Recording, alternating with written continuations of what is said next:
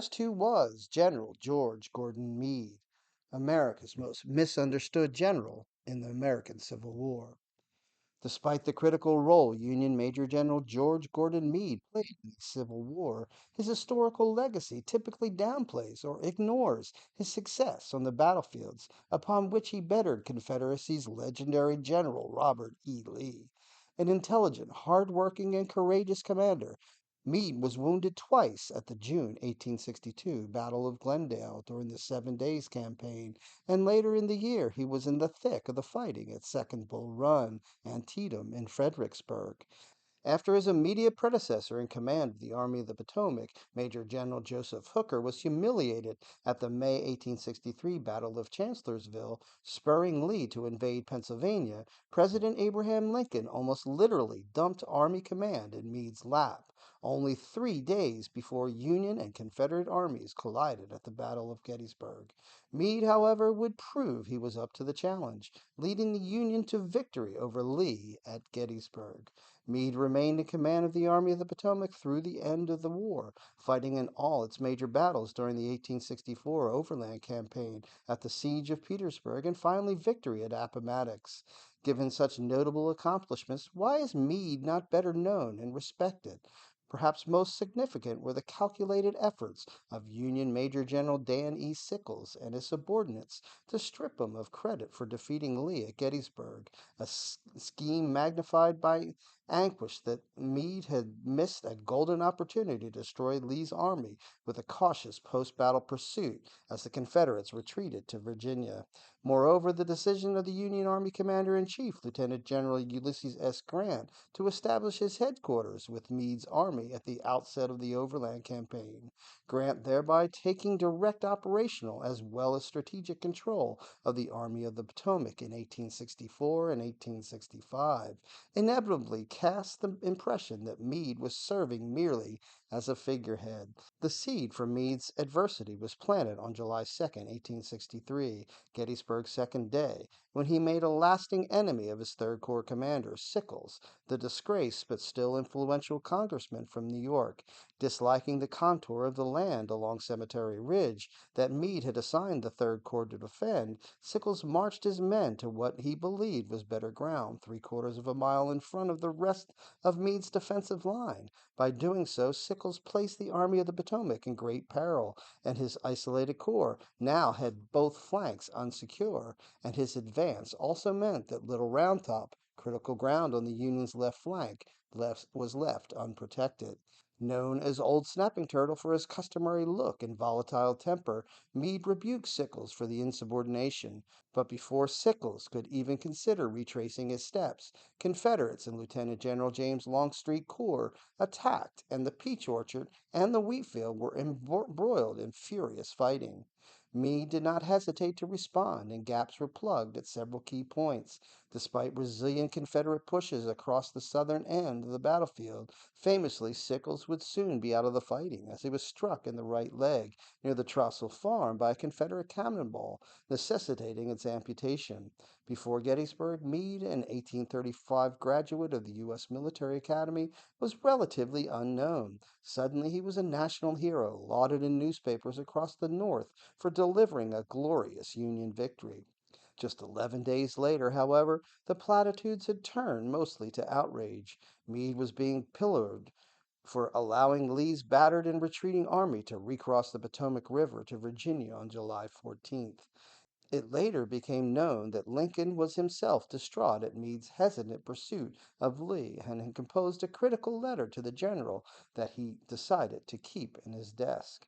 Meade would further be criticized later in the year for the outcome of the Mine Run campaign, essentially a bloody stalemate that effectively concluded in the 1863 campaign season in Virginia.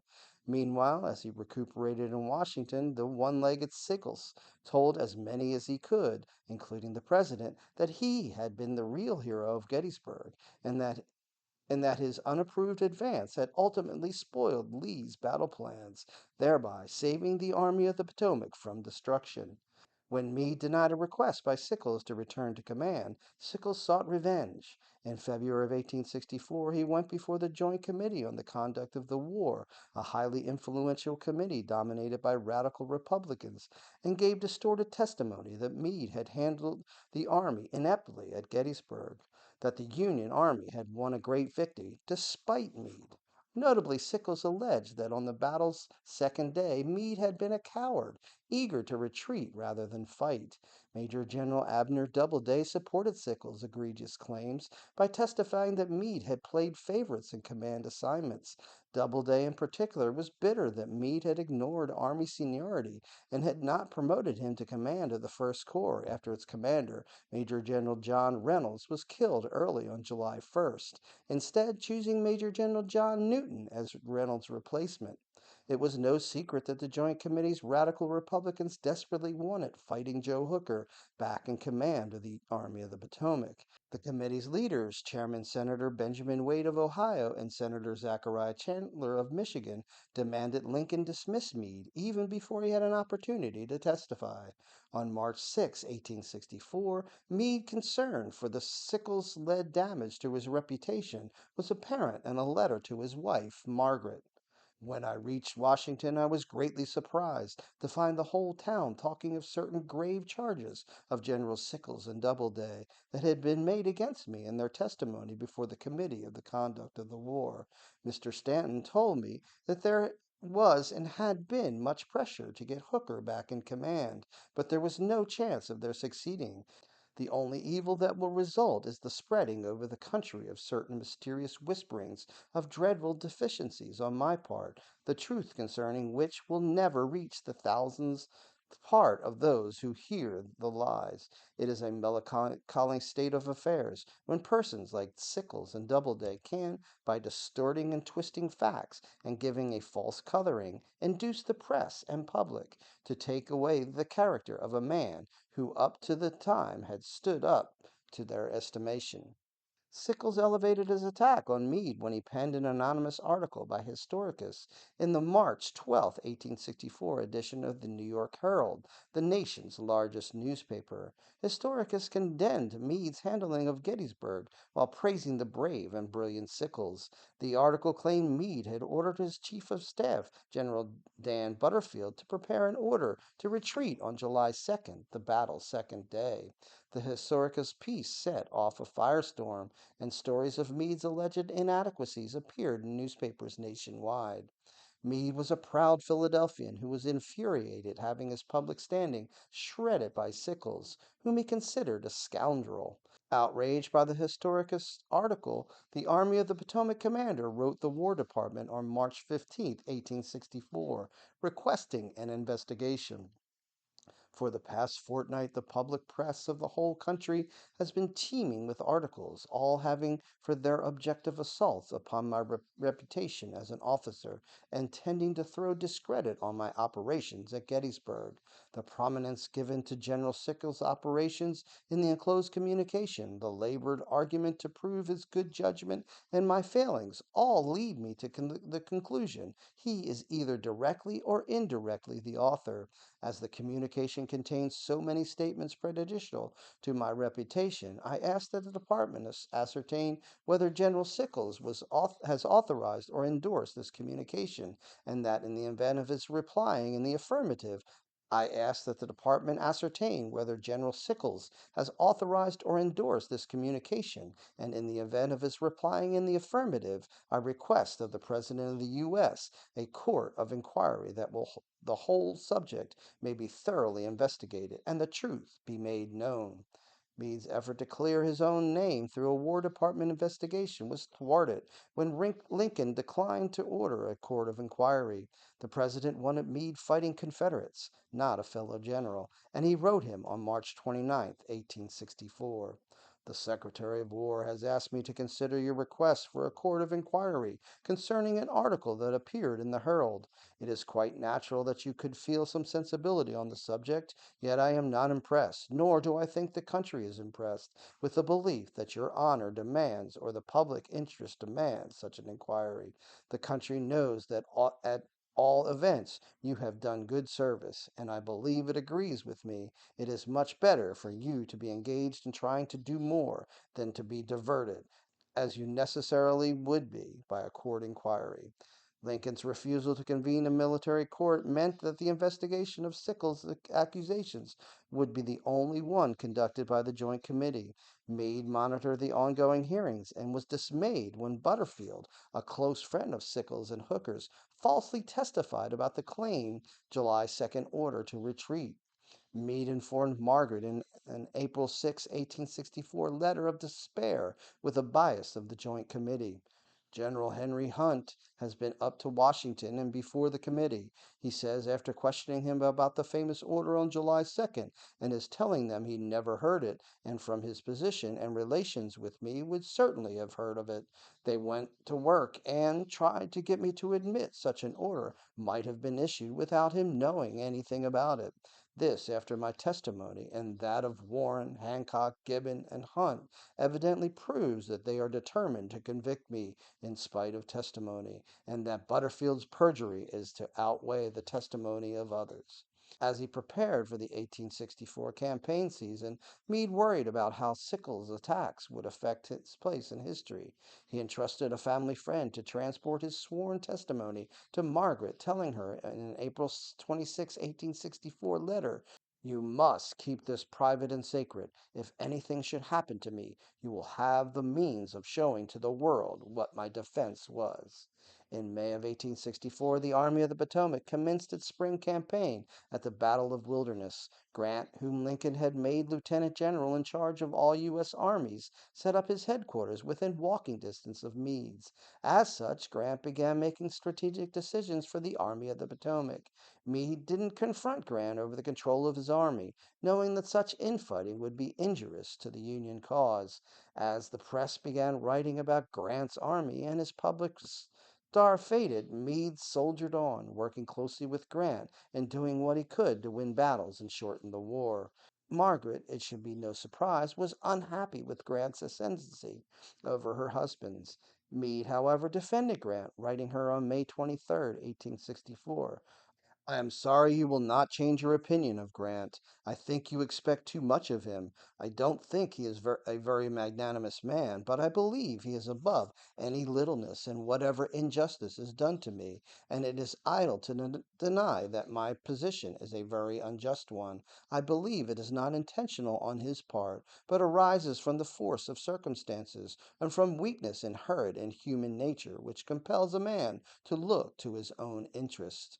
Meade's uneasy relationship with the press turned poisonous when he expelled a Philadelphia Inquirer reporter from the Army of the Potomac camp for falsely writing that he had wanted to retreat after the Battle of Wilderness. In retaliation, AOP war correspondents banded together and agreed to ignore Meade and only write articles that put him in a bad light.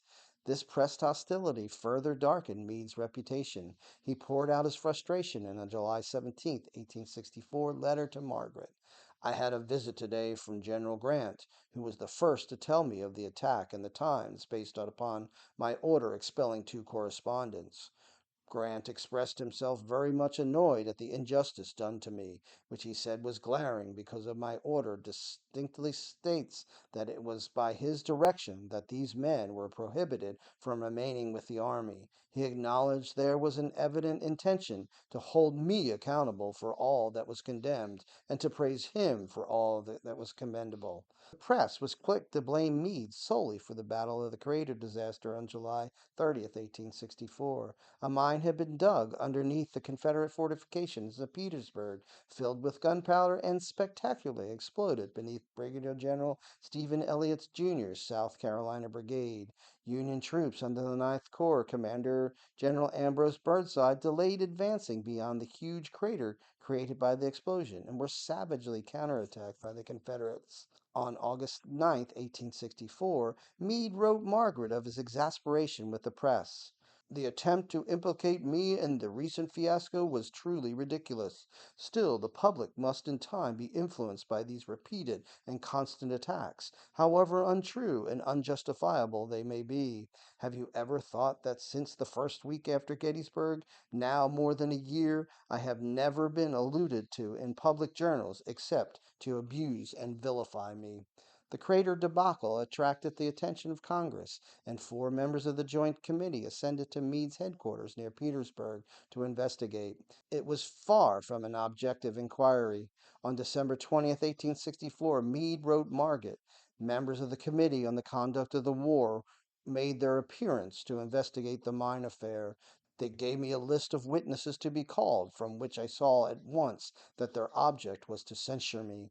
As all the officers were Burnside's friends, I asked the committee to call before them General Hunt and Colonel Duane.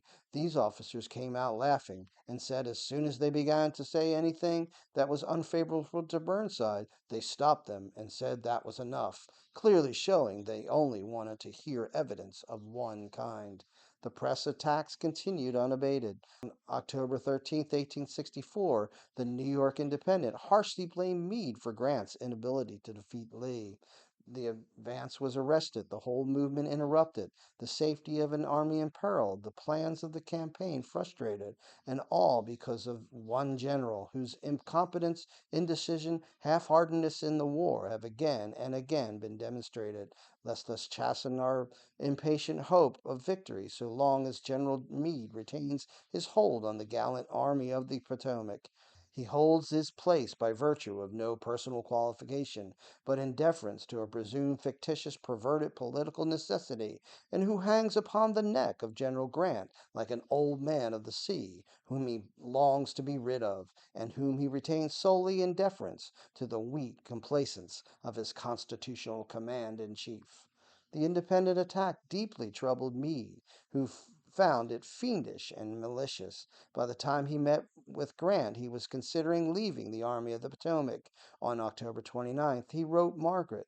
I told him that I do not desire to embarrass Mr. Lincoln, nor do I wish to retain command by mere sufferance, and that unless some measures were taken to satisfy the public and silence the persistent rumors against me, I should prefer being relieved. In all successive operations I am ignored, and the moment anything went wrong, I was held wholly responsible. To address Meade's request for a show of public support, Grant urged Lincoln to move forward with Meade's nomination to Major General of the regular army. Grant had proposed William Tecumseh Sherman, Phil Sheridan, and Meade at the same time for promotion, but later asked the President to delay Meade's promotion so he would not outrank Sherman. Meade was upset when his promotion was delayed, particularly because Sherman, whom he had clashed with when Sheridan was a cavalry commander, would outrank him. At Grant's request, Lincoln went forward with Meade's nomination, adding a sweetener by postdating it to August, so Meade would outrank Sheridan. He was happy with the president's public endorsement, writing Margaret on November 25th, 1864. Grant told me that the president had hesitated when appointing Sheridan on the very ground of its seeming injustice to me, and, at Grant's suggestion, ordered the secretary to make out my appointment to August 19th, the date of the capture of the Weldon Railroad, thus making me outrank Sheridan. As justice is thus finally done, I am satisfied. At one thing I am particularly gratified, and that is the evidence of Grant's truthfulness and sincerity. I am satisfied that he really is and truly a friend. The Senate confirmed Meade's nomination to Major General, but that public acknowledgment of his merits as a military leader did not improve his standing with the press. He grew despondent with the unfair coverage of the climactic Appomattox campaign, writing Margaret on April 10th, 1865. I have seen but few newspapers since the movement commenced, and I don't want to see any more, for they are all full of falsehoods and of undue and exaggerated praise of certain individuals who take pains to be on the right side of reporters. Don't worry yourself about this. Treat it with contempt. It cannot be remedied, and we should be resigned. I don't believe that the truth will ever be known, and I have a great contempt for history. When I return to you and the dear children, will I be satisfied? Grant did not include Meade or anyone from the Army of the Potomac in the Appomattox Courthouse surrender meeting with Lee at the McLean House. The newspaper celebrated his role in forcing Lee's surrender while celebrating Sheridan's. Meade was greatly embittered at the unjust press conference, writing Margaret on April 12, 1865. Your indignation at the exaggerated praise given to certain officers and the ignoring of others is quite natural. I have fully performed my duty and have done my fair share of brilliant work just completed. But if the press is determined to ignore this, and the people determined, after 4 years' experience of press lying, to believe what the newspapers say, I don't see there is anything for us but to submit and be resigned. Grant I do not consider so criminal. With Sheridan it is not so. His determination to absorb the credit of anything done is so manifested as to attract the attention of the whole army, and the truth in time will be known. Meade died at the age of 56 in 1872, without writing a memoir or publicly rebuking Sickles' falsehoods and distortions about Gettysburg. Sickles lived to 94 and continued to his death in 1914, heralding his heroics at Gettysburg while disparaging Meade's generalship. The Joint Committee reports on Gettysburg and the Battle of Crater were critical of Meade and negatively impacted his reputation. In an effort to have their ancestors' voice heard and to balance the historical record, Meade's son and grandson, George Meade and George Gordon Meade, published his letters in 1913 in the Life and Letters of General George Gordon Meade. In a 1961 article, The Strange Reputation of General Meade, noted historian Edward Coddington wrote that Sickles' attack on Meade greatly contributed to an unfavorable opinion of him as a command general, which has persisted to this day. Coddington concluded that Sickles' persistence in continuing his feud long after Meade's death in 1872 had deep and lasting effects on publicists and historians of the battle, and that Sickles achieved a large measure of success in his campaign to sully Meade's name. Bruce Catton's book, Glory Road, is but one example of Sickles' success at creating a narrative where some historians deny Meade credit for the Gettysburg victory. Catton wrote that when Lincoln placed Meade in command, the troops, in effect, had no leader, and that Meade won the battle chiefly because his men were incomparably good soldiers.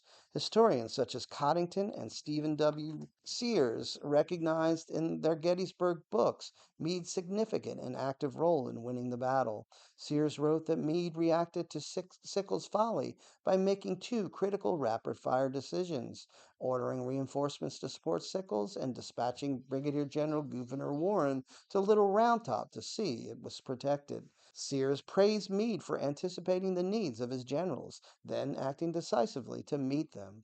There are reasons other than Sickles' vendetta that contribute to Meade not being a more prominent historical figure, including his cautious pursuit of Lee after Gettysburg, Grant's immense presence, and his unfair treatment by the press. But Coddington's scholarship shows the paramount reasons that Meade's contributions are often overlooked.